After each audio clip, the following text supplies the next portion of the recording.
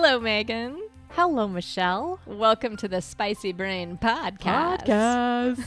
Where we are navigating neurodiversity with curiosity, joy, and radical acceptance.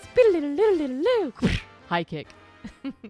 So welcome to everyone who is new. We're so happy you're joining us. And for those of you who are returning, you know who you are. We love you guys so much.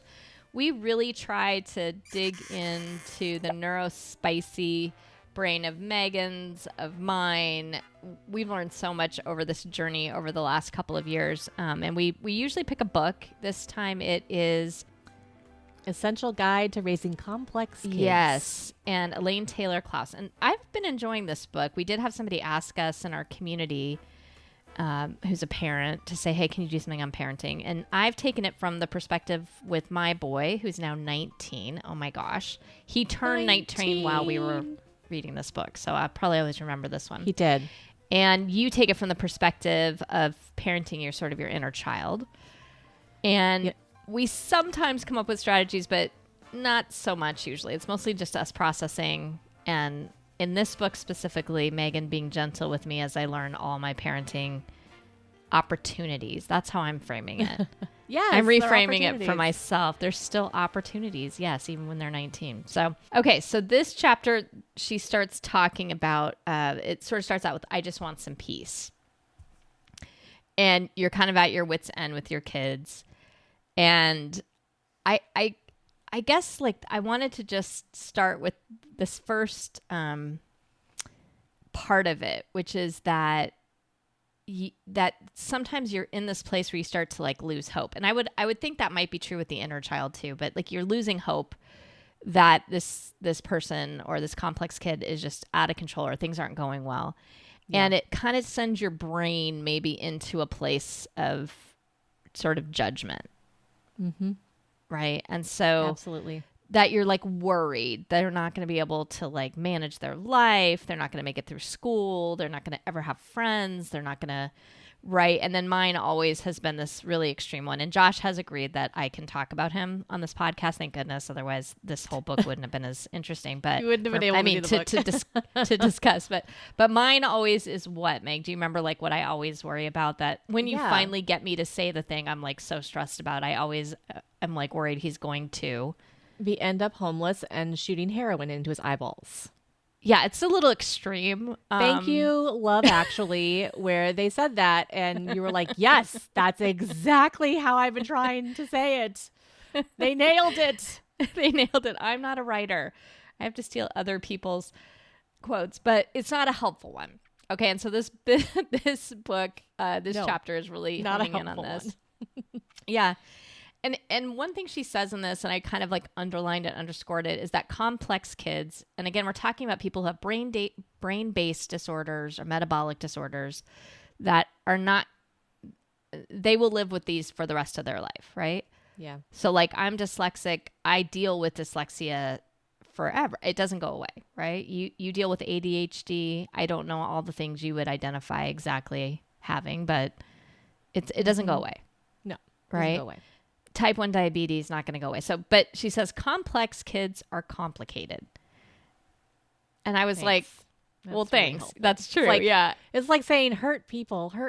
And you're like, yes, I get that that's very cute and illiterate and like interesting. But okay. But she's like, basically, they need more than just a treatment. I was talking with a friend about this idea of like pills or, therapies or whatever. It's usually a combination of things that needs to happen. And part of what I think she's talking about in this book, and this is why I was telling you before when we were doing our pre-work for this, what is that called? Pre-production? Whatever.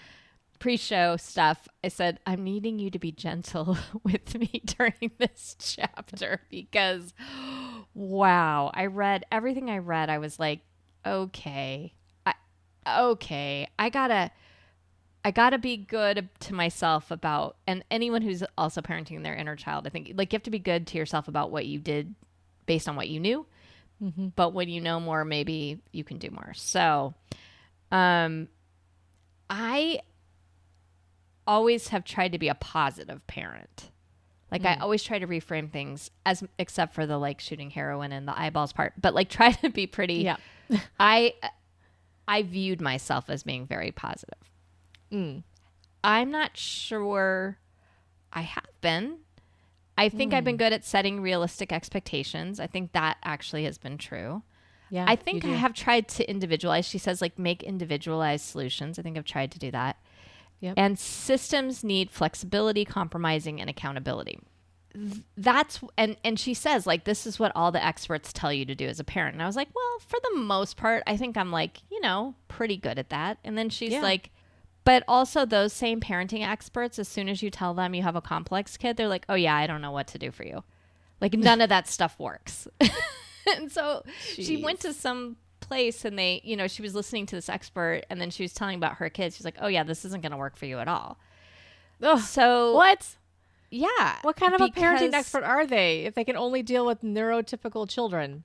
Exactly. But that is true though. Like, most of the books that they're talking about these things are talking about neurotypical children. And so I think that's why you do feel like a failure sometimes as a parent, because it is more complex than that. And so her idea, and this is what I wanted to kind of talk through with you today, is that you should be taking more of a coaching approach. Okay. And she says it's an evidence-based method that for change management. And I thought that was interesting, like managing the behavioral changes that people need to make, not just complex kids, but she's talking about this more like life coaching, anybody, like a coaching kind of approach. Okay. So Michelle, do you know that I am a certified coach? Okay. Have I told you this? No, tell me more. Yeah, right before I got out of working with the Air Force, I actually became a certified coach, and I went through all the things, and I did my 80 hours, and I am like an official coach. Okay, well, cool. Because I was gonna use that to help the children who came in before they decided they said I was useless. So Oh, but my now gosh. I Well, still you're have gonna all be the skills. You're going to be so useful today then to help me learn how to be a better coach then, I think. Okay, so she says in this, there's these 4 cornerstones, and maybe you would tell me if this was part of your coaching training. I don't know. Okay. I am a coach for like teachers who we take a cognitive coaching approach to helping them come up with their own solutions in the classroom. So I think that sounds very similar to like, even Yeah. with life, like it's like you want to help them create their own solutions, because like if they're not making their solutions, then it's not going to stick. It's not going to stick. Yeah. Yeah. And so one of the things they said in that training that I did was that we just start with the fact that we believe that people are intelligent beings and can come up with their own solutions given the right opportunities. Yep. Now, of course, I didn't transfer this to my own child. So, of course, we got to figure that one out. So we got to piece all that together for me. But what she said in the book was people aren't broken. They're creative, resourceful, and whole. So I think that kind of goes with this idea that you're an intelligent being, you're creative, you're resourceful, you're whole, you're not broken. And I think that's a great place to come from. So I like that. Is that similar to what they would say to you in your training? I guess they've not I don't think they outright said that, but the principle was that like the person knows internally we all know what we actually need. It's just that unearthing it is challenging at times. And so there's a lot of like noise that gets caught up, that distorts our feelings and our instincts and our intuition. And so our goal as a coach is really to be there to help them lessen the noise and figure out, like, get back to what their actual instincts are and their intuition is. Okay, I like that. Yeah. By asking powerful questions. Yes. That's what the guy's like. You want to ask? No, was it powerful? It was like something. It was like not grandiose, but it was like he'd always use some word like some. It was just these very profound, by asking profound questions, and I'm like, how? That feels very stressful. Like, how am I supposed to find what this profound question is? And so when I did the one for cognitive coaching, they had a whole set of questions based on if somebody's stuck, or if somebody needs to plan, or if somebody needs to reflect. And Yeah. so I think that actually was really helpful because they gave you options. No. And also they were do like, that for us. no, yeah, it didn't sound like it. They also gave you like, okay, these are the kinds of questions that can help somebody who maybe has identity, their particular identity around this is really stuck. And so you might change, you know, so anyway, they had a whole thing. But what's okay, interesting is that like you're still a teacher in that type of coaching. Whereas like with this type of coaching that we did, it was leadership coaching. So there was no teaching. The whole idea is that like, I don't have to know anything about your life, your skill. You know, I don't have to know any of it because the only thing I'm here to do is to facilitate your thoughts coming out. And that's how the cognitive coaching was too. Like it was not about you. I could help somebody who was an English teacher, even though that wasn't my discipline. Right. It was just about helping them to come through. And it actually helps sometimes when you don't know their situation. And that's why it's hard, I think, with parenting, because you do know so much about them. Or maybe you think you do and you don't really. But anyway. Okay. The second thing is to create change, people must have ownership of their agenda. I wanted to dig into this one a little bit. Okay. So, like, what does that mean to you? To create change, people must have ownership of their agenda.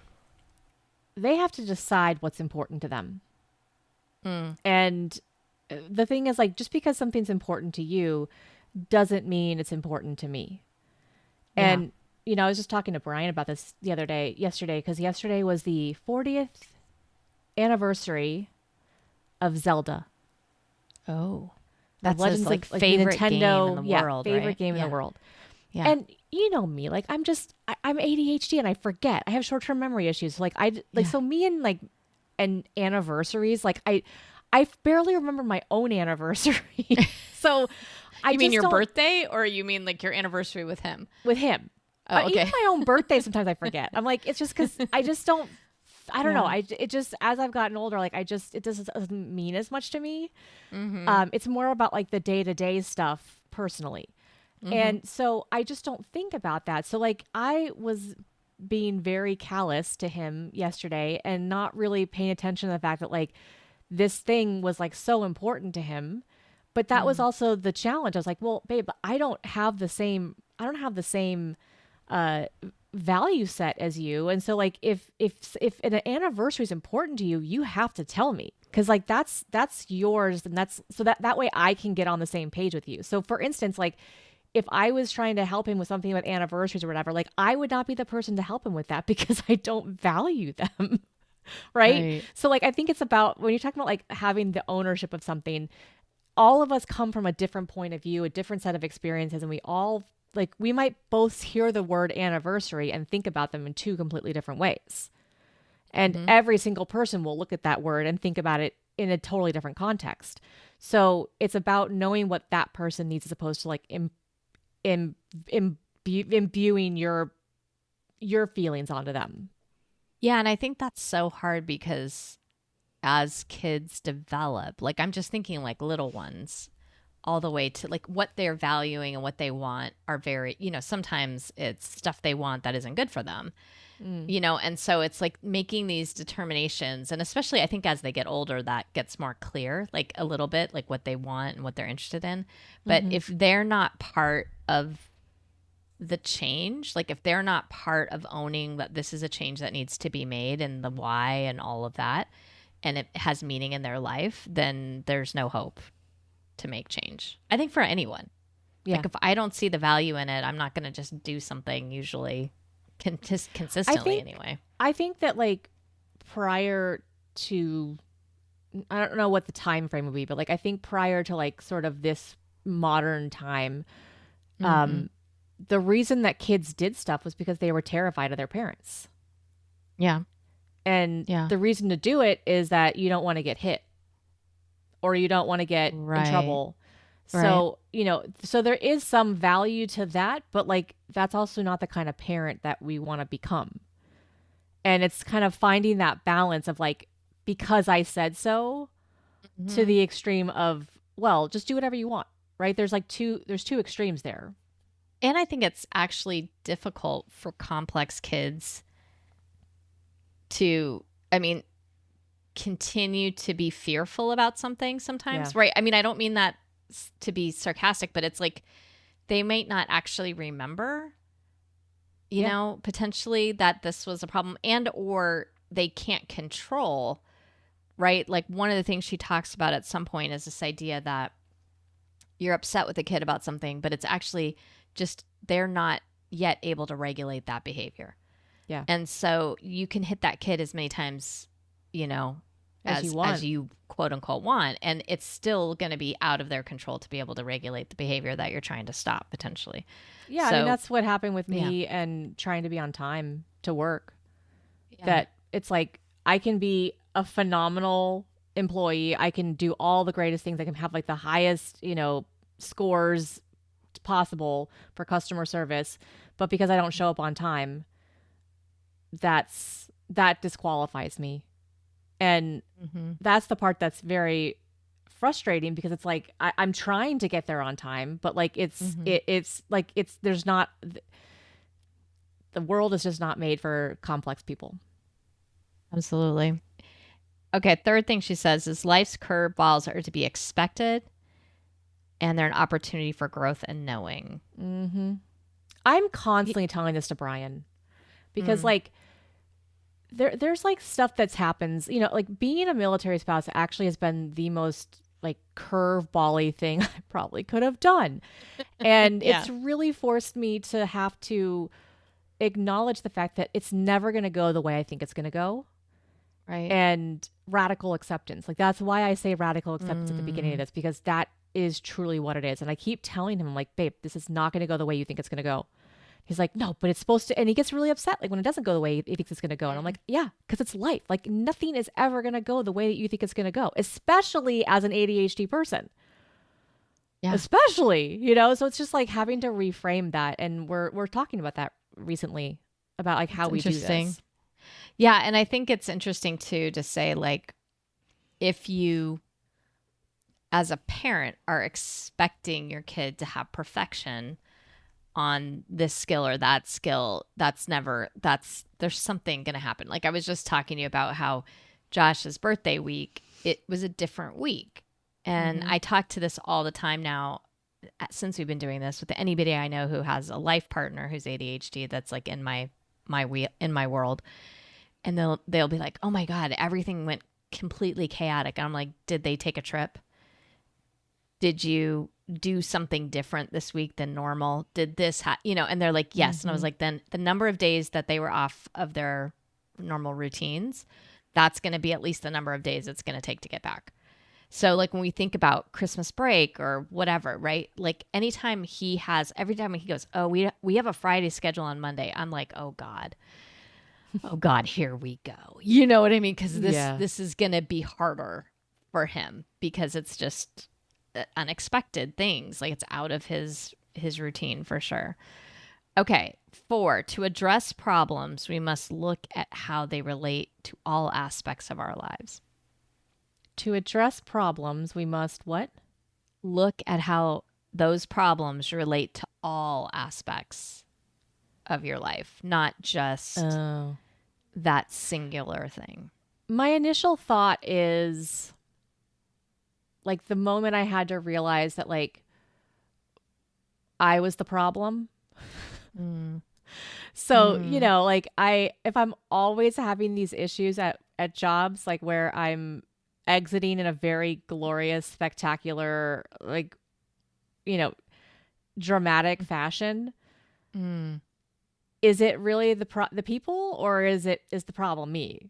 Right? Like what's the common denominator, which is a really hard thing to look at. And if everyone's like, it's one thing if someone just like, recently had somebody say like, Megan's this horrible person, right? Okay. That's information. But if multiple people are saying that to you, then maybe it's something to look at. But, if it's one person, it's probably just that they're having a bad day. But like when multiple people tell you like, hey, you need to be on time. Okay, I probably got to look at that, or like, or whatever it is, like, there's always something that you have to look in yourself, I think. Yeah. And I think one of the pieces that I always think with that is the solution of whatever it is, especially for someone with a complex brain, I believe, is so nuanced that it could start 2 weeks before, Mm. right? Mm-hmm. With a yoga class or something. You know what I'm saying? Like something weird that is not, I mean, not yoga's not weird, but like this idea of like it's like something that seems unrelated but might be very related. Mm. And so for example, I think all the time, like all of a sudden Josh comes home and he's like upset about this, that, or the other, and it has nothing to do with anything that's happened that day. It was from 4 days before, and it has to do with some situation he was in where somebody said something that he's just now kind of processing, and it's coming out in a different way. So it's like, okay, this had to do with yearbook, or this had to do with, a relationship situation with Mm. somebody, or this had to do with, getting yelled at because his friend had his motorcycle over and it was too loud and it woke up the baby next door, whatever, right? It's like it's like there's something else happening. And as a Mm. parent, it's like a decoding little journey of like figuring out, was that because you didn't like the hamburgers we made? Or was that because there's like a bigger, there's other things going on that you have to figure out. So I kind of get It that one, kind that it of could be related to other things in your life. well, and it reminds me of my physical therapy I'm doing right now. And Mm. my physical therapist said that um she's like, if you're sore, we don't know if it's something you did the night before or if it's something you did 3 nights before, because the Mm. body and the muscles are very complex. And so something you did Yeah. 72 hours ago could be what's causing you the pain right now. And I found that really interesting, as opposed to like thinking about what the immediate issue is. It could be something that was in the past. And our brain is a giant muscle. So it Yeah. would make sense that like if we're trying to work through stuff, like it could be a trauma that happened few days ago, and it's only just now popping out because like it takes the body however long it takes for it to finally resolve it. Yeah. And I think that's true with emotional um, traumas too, right? Or the Yeah. emotional component. It can take a little while to kind of have it all synthesized, or have it all kind of like come out in a way that's cohesive. Maybe not cohesive, but just is coming out. It's like letting you Yeah. know there's an owie that you got to deal with, whether it was emotional or physical. Um, Yeah. I think her whole point, as I understood it, was this idea that as a parent, the goal might be not just to be positive, but to be constructive. Mm. And that feedback, giving constructive feedback, being less judgmental, trying to have more acceptance of who, and knowing who your kid is, and that your kid sees you as a member of this team, that you're all Mm. on a team together. And I sort of liked that analogy.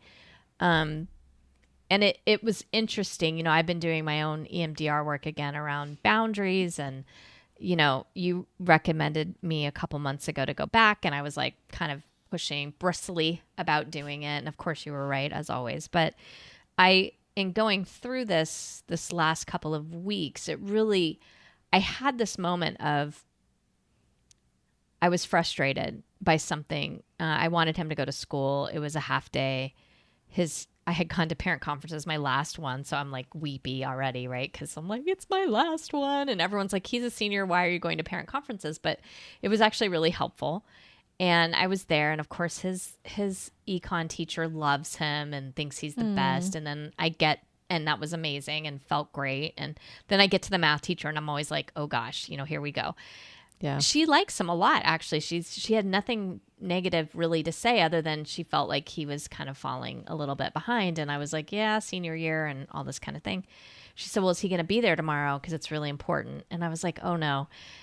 And this is always a thing that I struggle with as a teacher myself. Like, when you give some like really important lesson on a half day, when half the kids are missing, I'm always like, you got to kind of think about Yeah. that, right? What sword you're falling on. But anyway, she was going to do this. Well, he woke up with a headache or whatever and couldn't, he had decided he had already decided he wasn't going to go. He was kind of like senior ditch day.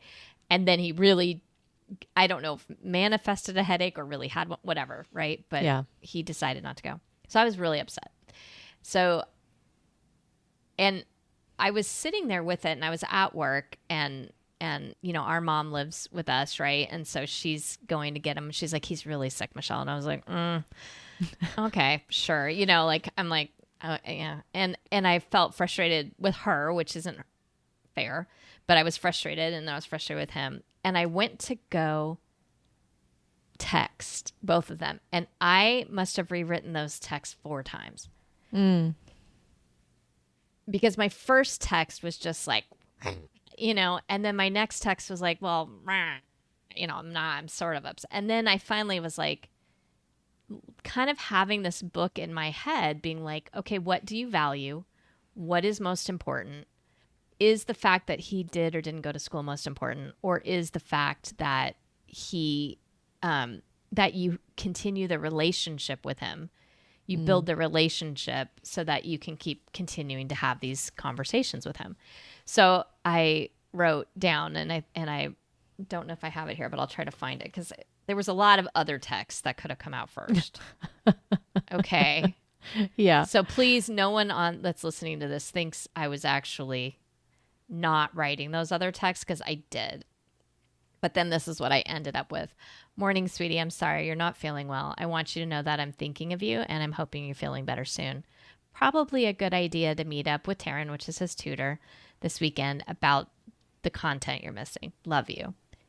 And so then he did a heart, and he's like, okay, I'm still planning to see her at 4 p.m. tomorrow. Like, so I chose differently. Good job, Michelle. Yes, but I don't think reading this book would have done that for me personally.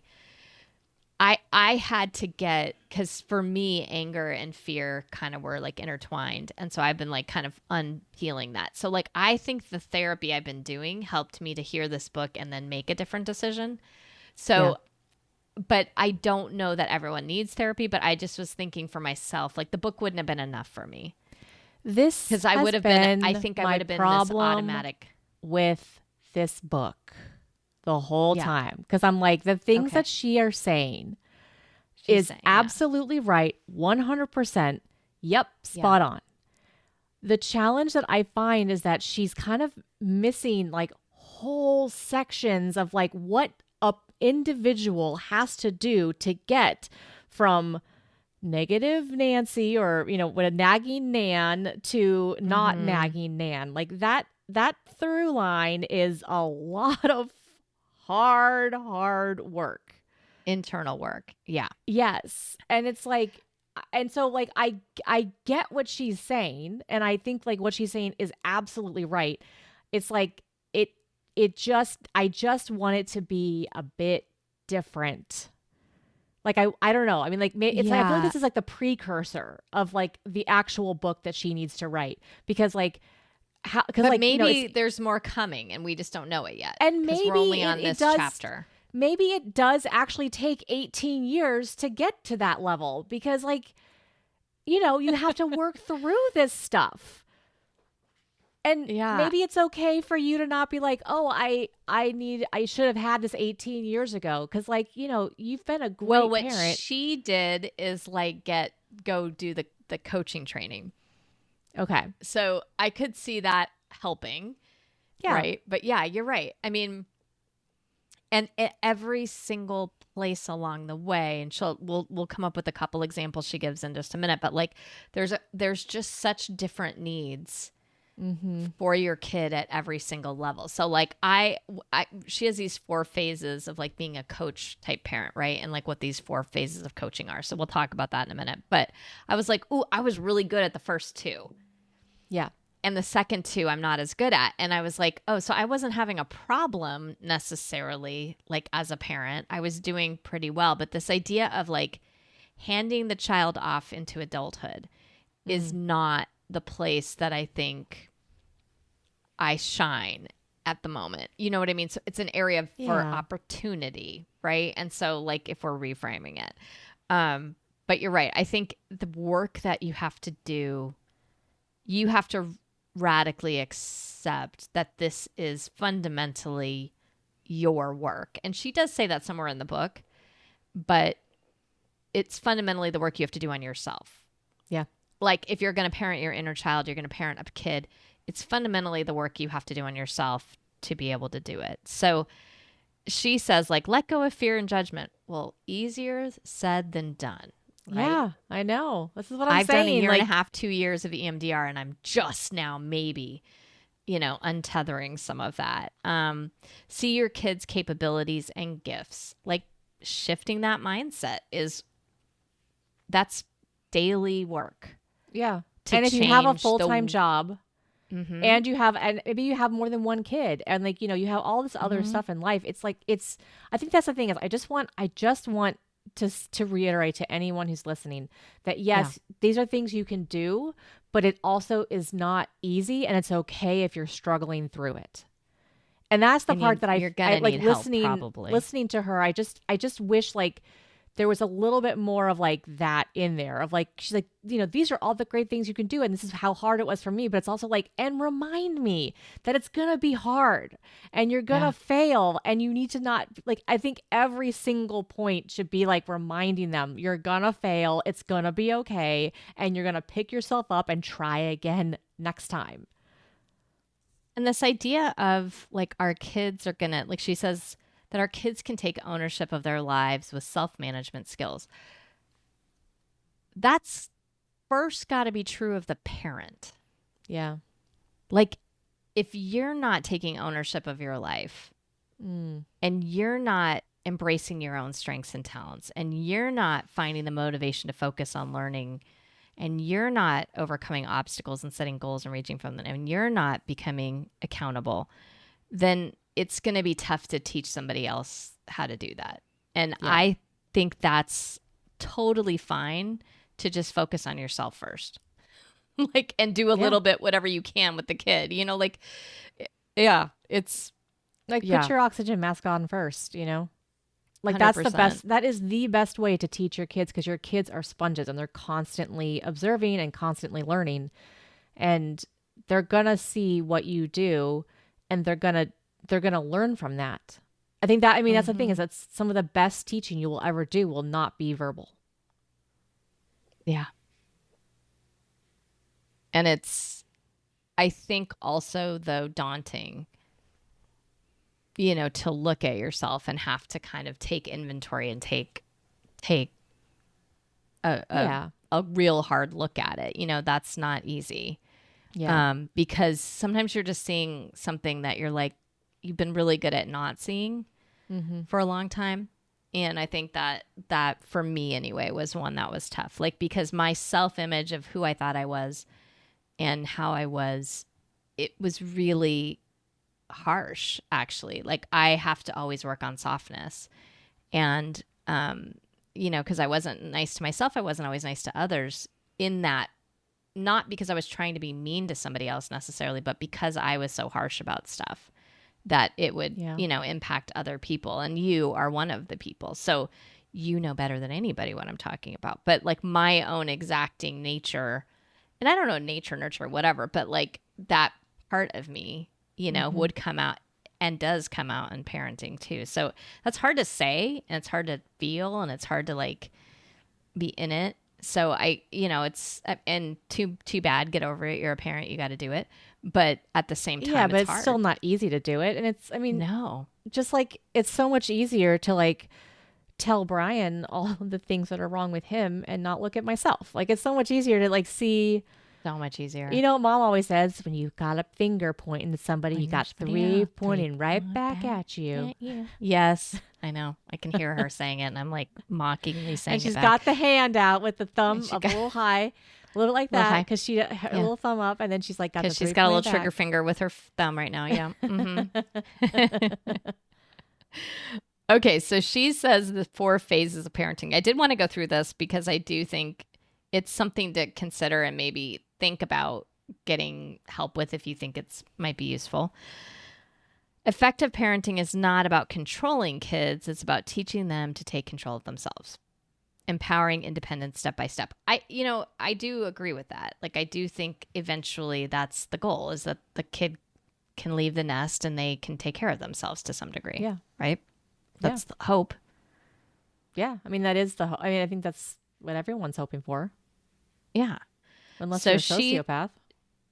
Well, yeah, we can't, that's a whole other podcast. We could do that would actually be a fun one for us to do. We know a little too much about that in our lives. We do. But, so like the phase 1, she says, is really like little kids, generally speaking. Or if somebody has developmental delay, like it's not necessarily the age, but it's the developmental place that somebody's Maturity. at. I do want to say that because I do think, depending on what kind of complexity somebody's going through, age really probably needs to get uncoupled from all of these things. Yeah. Because it's not about age, it's about where they are developmentally. But so some people might stay in phase 1 forever because of where their kid is developmentally. But it's this idea of like you're motivating and you're directing work. So she sort of had this combination of talking about like you're giving them their task they're doing. It could be kind of drill sergeant like, or it could be, that you're their coach and you're always like, tonight you have math and spelling, and you'll have a snack and then you'll do your homework before dinner so then we can play later. Like you're giving them the whole structure. Yeah.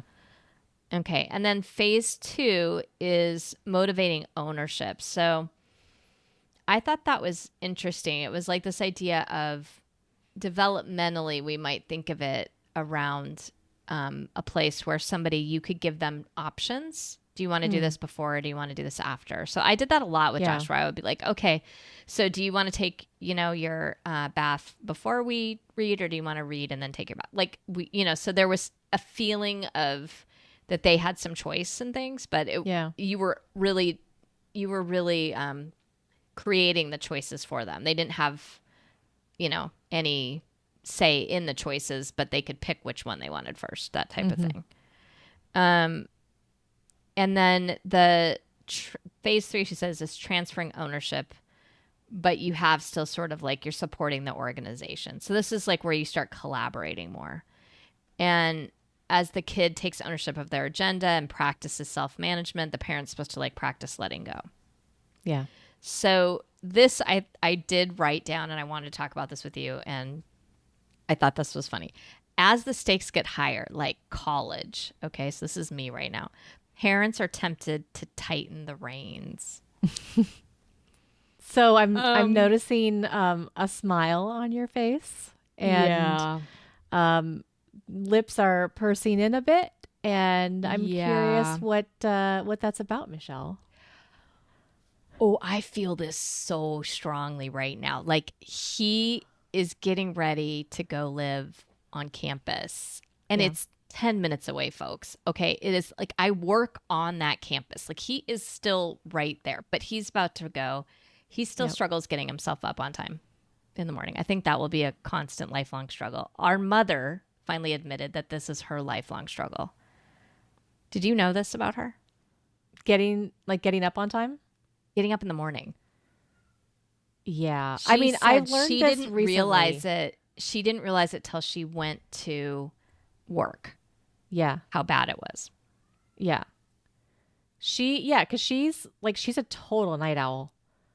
Yeah. And I mean, I wouldn't have known that growing up because like she was the one who was always waking us up. But like, I mean, she's like so much happier when she just gets to stay up until 2:00 in the morning and then sleep in. Yeah. Which I'm like, I get. So I'm like, that's totally me. So this was like, I don't know. I mean, it probably shouldn't have been a shock, but I was just, what are you talking about? Like, I have no, and so I'm like, oh my God, Mom, do you think you're ADHD? When did you ask her this? This was like 2 days ago. Michelle, of course she's ADHD. She knows she's ADHD. I don't know if she does, but I think I thought it was cute. So her and I have actually talked about it a lot. I'm like, Mom, you're totally. I mean, flap. Yeah. Like I make fun of her all the time. I'm like, flap. Like, come on, you like literally were telling me that I need to work on my ADHD, and then like in the middle of the sentence, you said, "Oh, there's a bird." It was so funny. So I thought, okay, this is interesting. So her suggestion is, instead of trying to tighten the reins. So I've been doing this, right? I'm like, we got to practice this muscle of studying. If what you want to do, because he says he wants to be a doctor, and I'm terrified because I'm like, oh my God, like you've never studied more than half an hour. You got to practice this muscle, and like maybe think about a structure to like write down your things that are due, because whatever. And I don't need you to be a doctor, by the way. I'm not asking you to be, but if that's what you want, right? So we have this whole thing. So she says, instead, ask permission to make suggestions, offer advice, empowering teens' ownership and self-determination. And so her quote is this: it looks like you're pretty much on top of things. Well, I don't feel like that's true of him, but okay. But I know, Michelle. and he is. Oh, wait, I have to be kind. I'm sorry. I'm going to be soft. I know. Yeah. You don't feel like he's like that. I'm just saying, I think there might be other parents out there who might understand how this feels, but maybe not. Yeah. Okay. So how are you feeling? What's your plan for this? Is there anything I can do to help? And I had a thought, would you like to hear it? Okay. So I'm practicing this the other day with him because I read this and I was like, okay, how's it going? Blah, blah, blah, da, da, da. And he looks at me. Now I'm driving. Okay. And he looks at me and I don't look at him because I'm driving, but I can see he's looking at me. He's like, stop with the questions. Just tell me what to do. And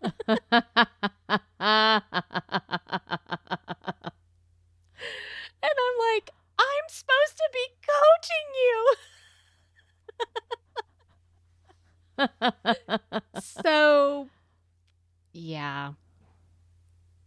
So maybe I've been stuck in phase 1 a little longer than I thought. I don't know. Anyway, I felt like it was funny. But I did feel like with him, we started him like just writing things in a Word document and not making anything complicated. Just like write down things you need to do and try to go back to that.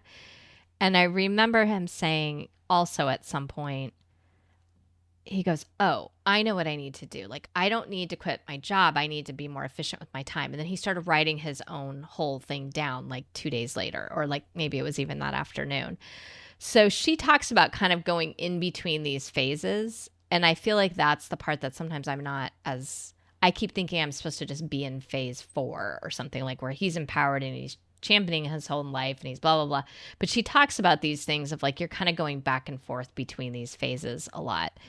And I think it can feel like a setback. And I did want to talk about that with you. Like, do you ever feel that way? Like, I know you've been working with Brian on things. You've been working with your inner child on things. Do you ever feel like when you have to kind of shift gears back into phase 2 where there's more structure, does it feel like you're kind of going backwards sometimes, or was that just me as a parent? No, absolutely. It absolutely feels that way. Cause like we're taught that this trajectory, right? There's the trajectory and we're supposed to be always moving this direction. But like, it's kind of like the stock market again. I don't know why I always go back to that, but like they say, don't look at like the day-to-day stuff, look at like the overall trend.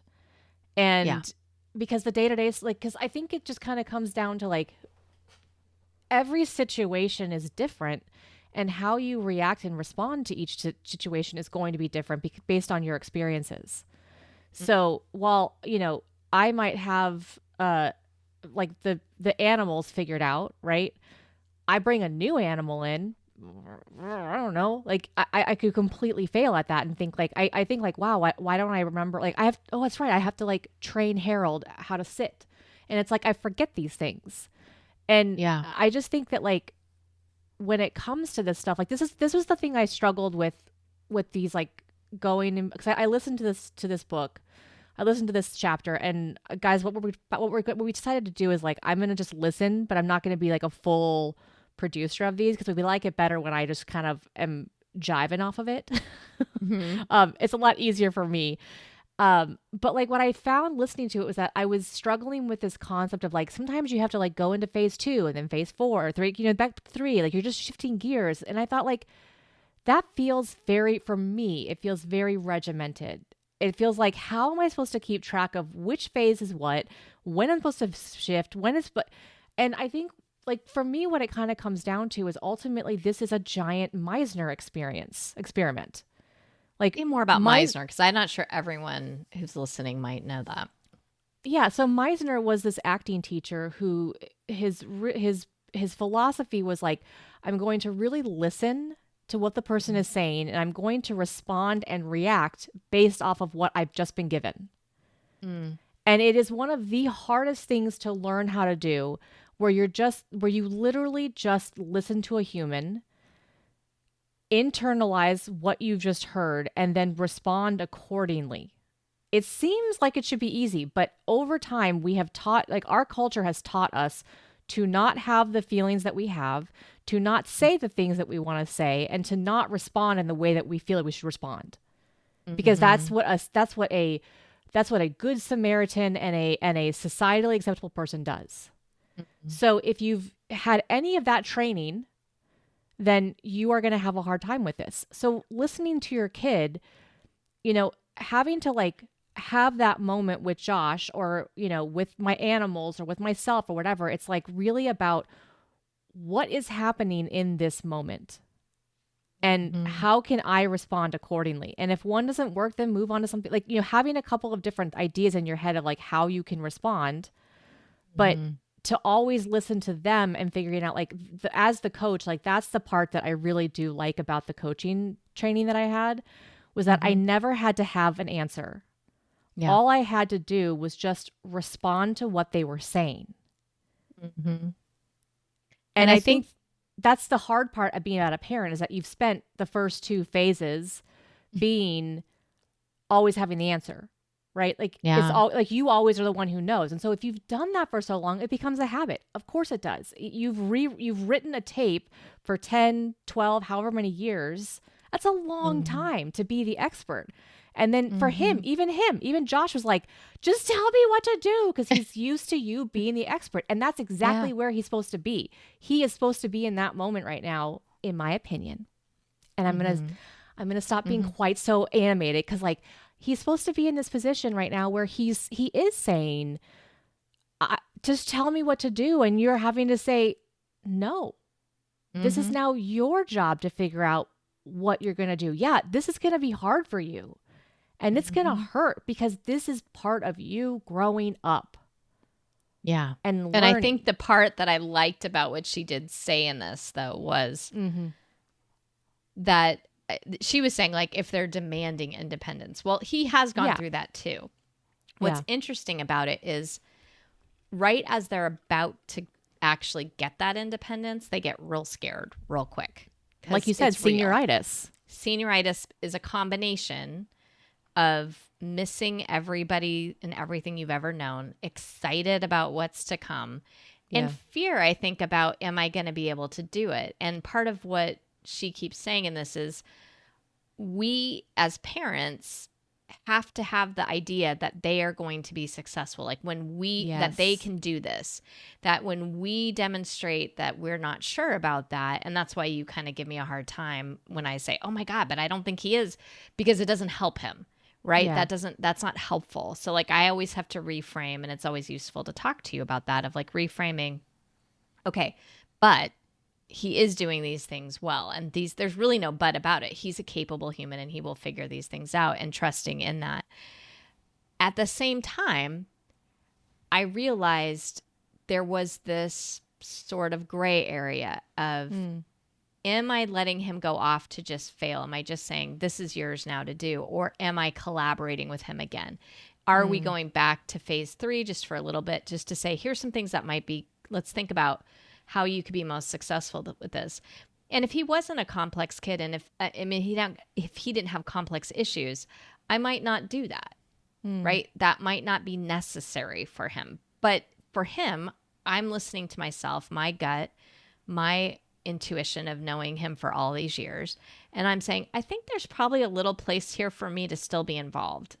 And it may not be for long, but it's probably maybe a little bit more heavy-handed in certain ways, but then also really getting him to think and being comfortable with his discomfort is part of what my job is right now, I think. And so that looks different ways depending on what we're talking about. But it was interesting, like she said, you're actually going back to phase 2.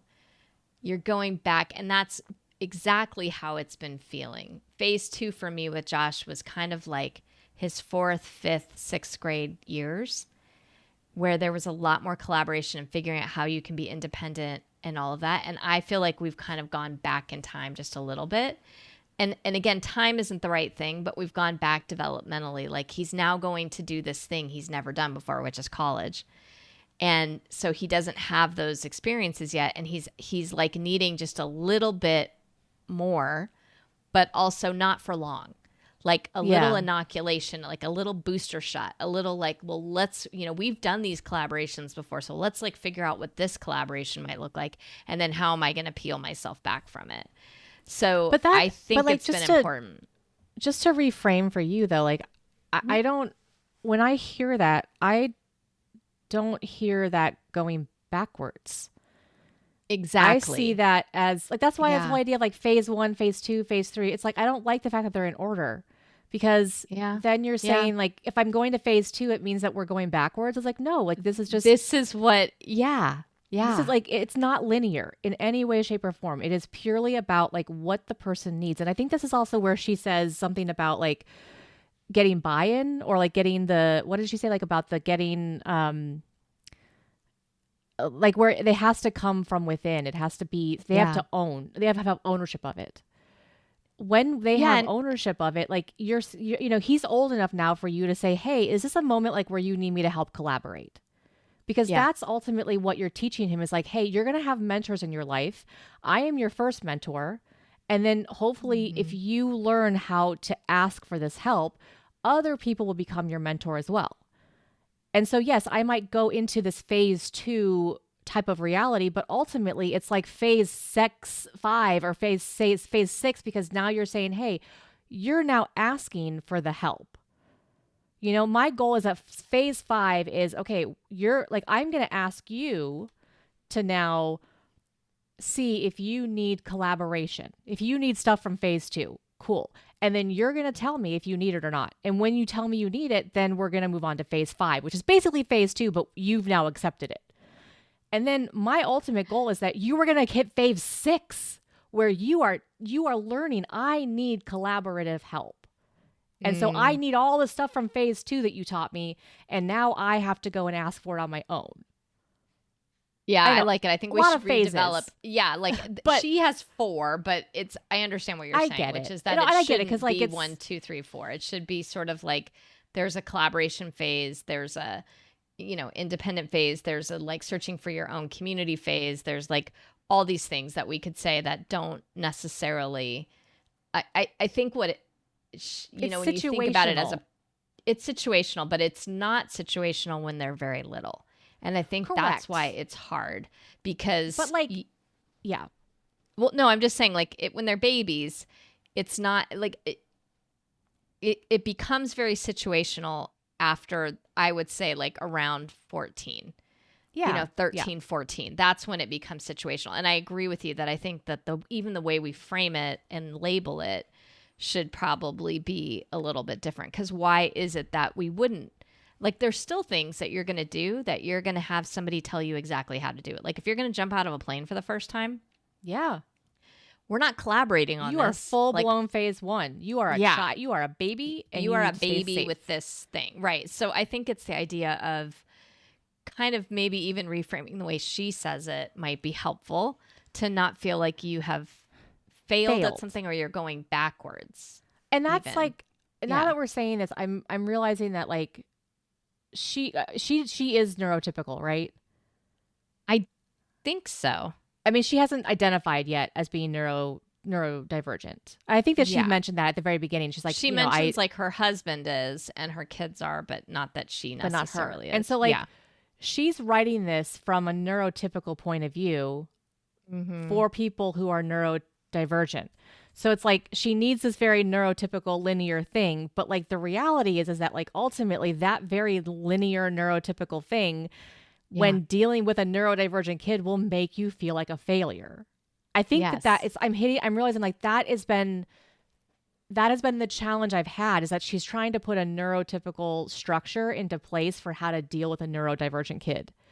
And while that is fantastic and she's got some great ideas, like it's also like some of these reframes, like I would say you're right. Like how do you take phase 1 and actually just call it something like, like introductory phase? Because like you could have an introductory phase to anything that's brand new. So as they're getting older, there's like you said it, the momentum phase, or like the responsibility phase, like all these different areas of like, we're going to be that. And then it would make it so much easier to like assess a situation and say, okay, where is my kid right now? What is the exact problem? And which of these areas of this phase of the life are we in, right? Like when you're talking about deployments, you have the pre-deployment phase, deployment phase, the reconciliation phase, and then like the aftermath. Like, so they have phases, but they're not like at any point it could be different. Well, and I was just thinking, like, the introductory phase to college is really important, right? So we sat on the couch and I was like, you're going to watch all these videos of all the different places you can live. It wasn't a collaboration. It wasn't like, well, what do you think we should do? I was like, no, this is what you need to do because you've never done this before. And I'm going to sit here with you and we're going to read through every single, email that they send and every single thing because it's new.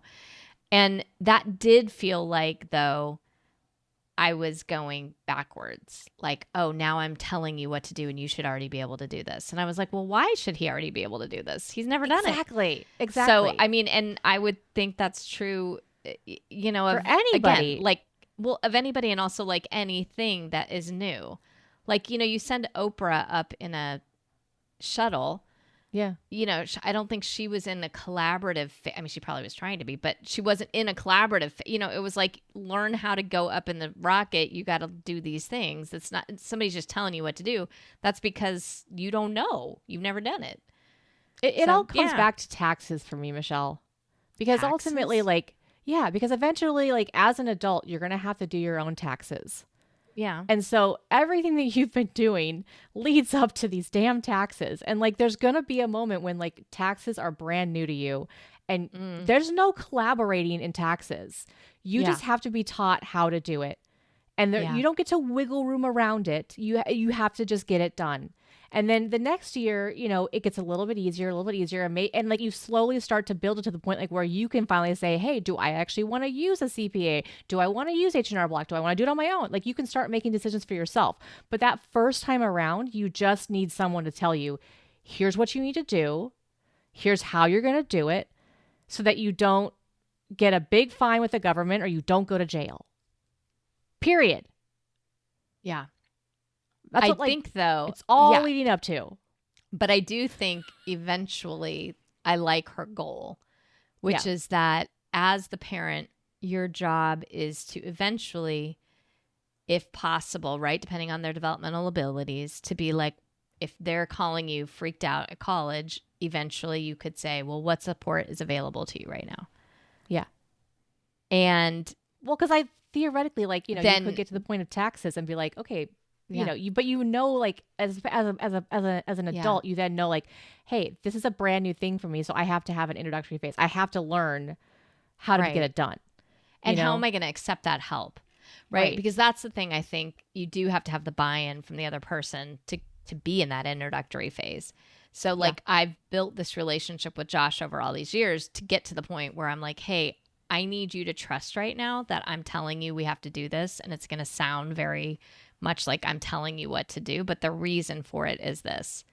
And the reason is that I've gone through this, you haven't, and I just want you to sit with me and do a little experiment. So you have a lot of psychology of like how you frame it, but like at some points, these are things. And that's a good thing to learn, that anytime something's new to me, I'm probably going to need to be in that phase 1 for a while or whatever we want to call it, introductory phase. Yeah. New things are both thrilling and awful for neurodivergent people, especially if you're not good at it right off the bat.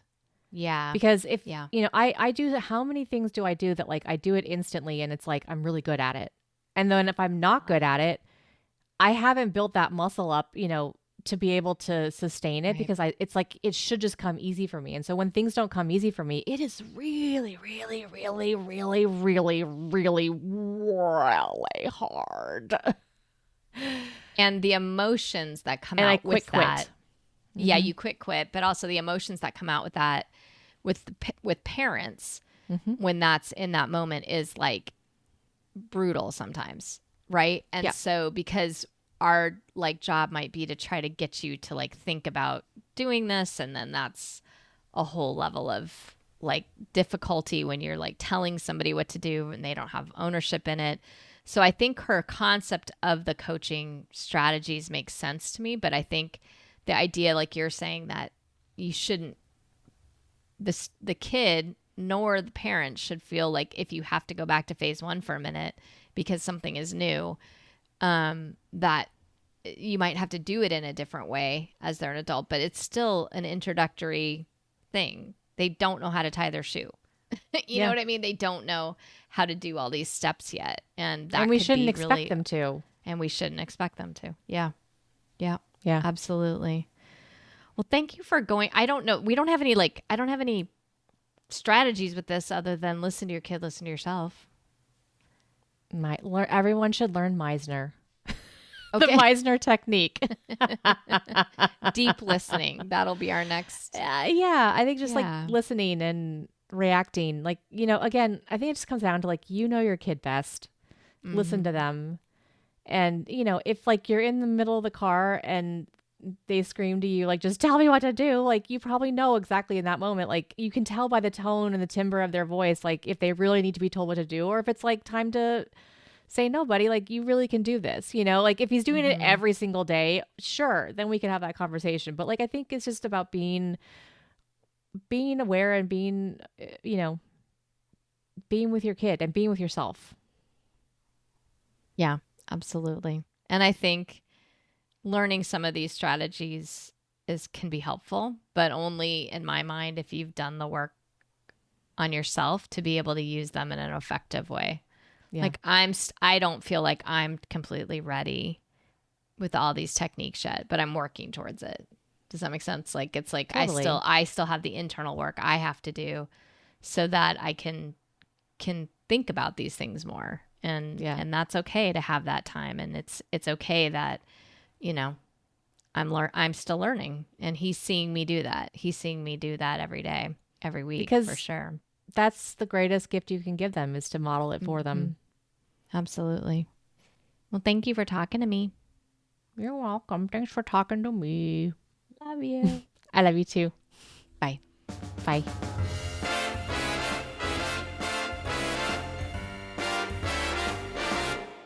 Thanks for listening to the Spicy Brain Podcast, brought to you by Spicy Brain Studios. This week, we finished talking about the phases of coaching and how they apply to raising complex kids. And honestly, Michelle, I think it makes us sound very evolved. But next week, I will be somewhere between bubble wrap and emotional regulation as we move our homes. So Michelle and I are going to bring you a little amuse-bouche episode. It'll be random. It will be lighthearted. It might involve mild chaos, but most importantly, it will be authentically us. So come hang out. Make sure to follow or subscribe on your favorite podcast app. And if you're enjoying the show, please leave us a review, guys. It really does help other neurospicy folks find their way here too. But until then, here's to a great end of the week. And remember to stay curious, joyful, with a whole lot of radical acceptance. High kick.